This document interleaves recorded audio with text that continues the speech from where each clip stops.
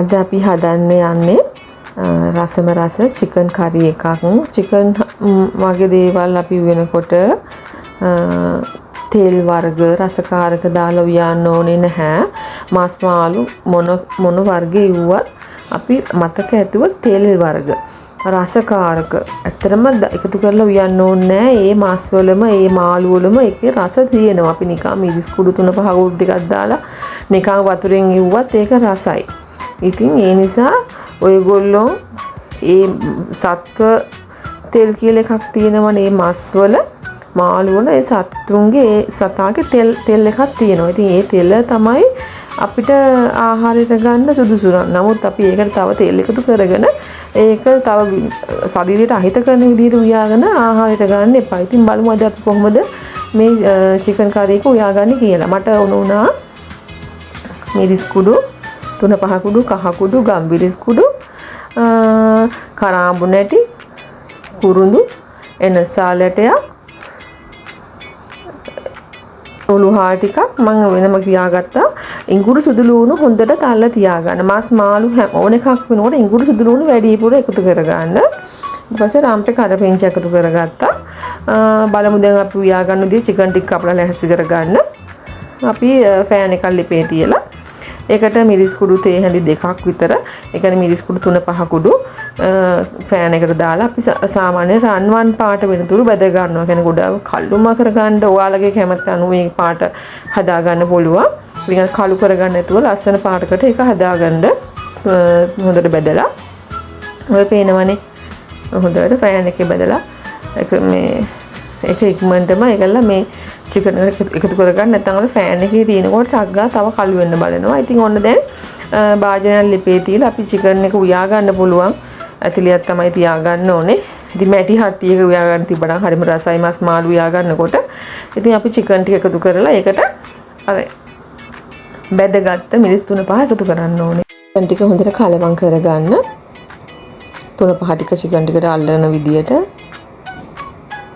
ඒකල්ලා අපි ඒකට ගම්බිරිස් කුඩු එකතු කරගන්න ඕනේ. ගම්බිරිස් කුඩු නේ වැඩියෙන් එකතු කරගත්තොත් ඉතින් අර සැරට කන්න පුළුවන්. ගම්බිරිස් කුඩු තේ හැඳි 1/2 විතර මම එකතු කරගත්තා.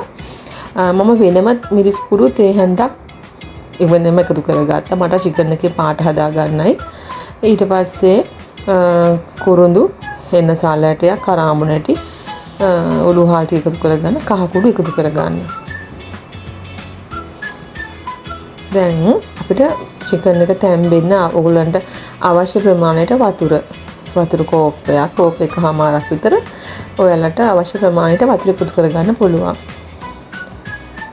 වතුර එකතු කරලා ආයි මේක හොඳට අපි කලවම් කරගන්න ඕනේ. 3-5 ටික කලවම් වෙනකන් හොඳට කලවම් කරගෙන ලිප ඔන් කරලා ඒකට මම දානවා ලොකු ලුණු. මම ලොකු ලුණු දාලා තමයි අද චිකන් එක හදන්නේ.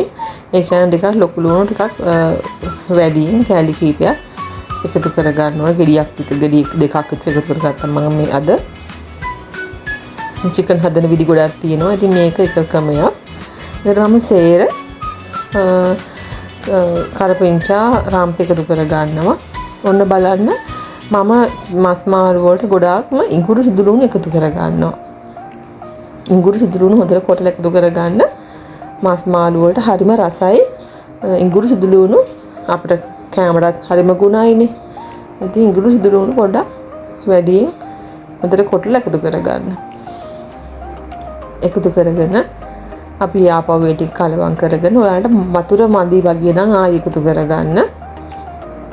මොකද චිකන් ටික තැම්බෙන්න අපි තියන්න ඕනනේ. තව එකක් තමයි මම චිකන් කියන්නේ මාස් මාළු වෙනකොට වහලා තඹ ගන්නේ නැහැ. ඒක මගේ විදිය.